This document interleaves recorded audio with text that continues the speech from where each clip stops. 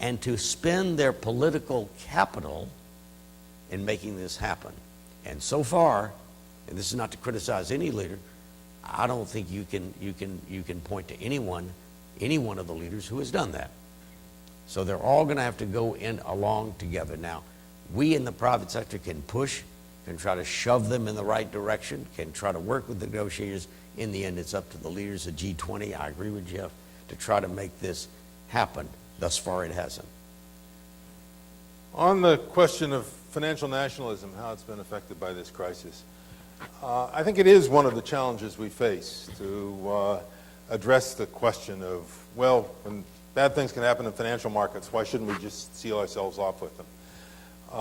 I think history says there are tremendous costs in doing that. One loses the benefits of the allocation of money around the world in a more efficient fashion. Certainly the crisis underscores the need to fix some things and manage better so that we don't have such a large crisis again in the future. But even if you look at the countries that have gone through this and the emerging markets, I think you'll find that they really were not especially victimized by this crisis. The great pain was felt right here in the U.S., the second level in Europe, and then some around the world. And for a year into this crisis, we were talking about decoupling. Now, it was true that finally the markets got in such turmoil that it spread around and hit everybody. It hit most of the Asian emerging markets more through the shrinkage of trade than it did through any financial impulses. And it was rather short-lived. By fairly early this year, the markets had reopened in the international bond market, and it's very and it shows that in this times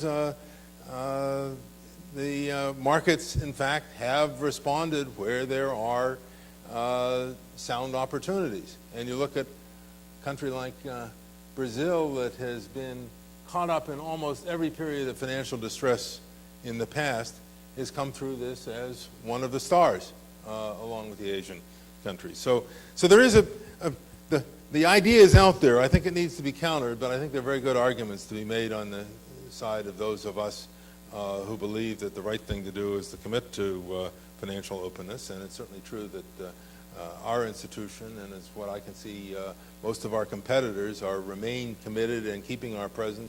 And ended my public career as a trade negotiator under Mickey.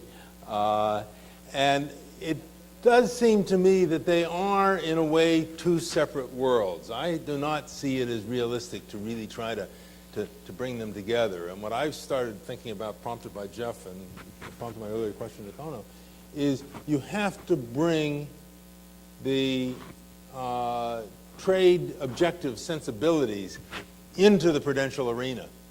I don't think you can bring the prudential responsibility into the trade agreement, but that's what I would try to do. And let's go down the line and see what others say. I guess I want to go two parts. I'm a hopeless romantic, and I want to fall in love, but I want to fall in love as something there to fall in love with. And right now, there's nothing to fall in love with. That's problem number one. Number two is not a problem. I think it's an opportunity. So just the opposite of what you just said. I'd love to see the FSB sit down with the G20 trade negotiators and say, look, here are the things we need. These are the things we need in order to have transparency and stability, et cetera, in our financial institutions and markets. What can you do in the trade context which will support that in this agreement? And I think there are things that can be done. Remember, there's only one international institution in the world that can enforce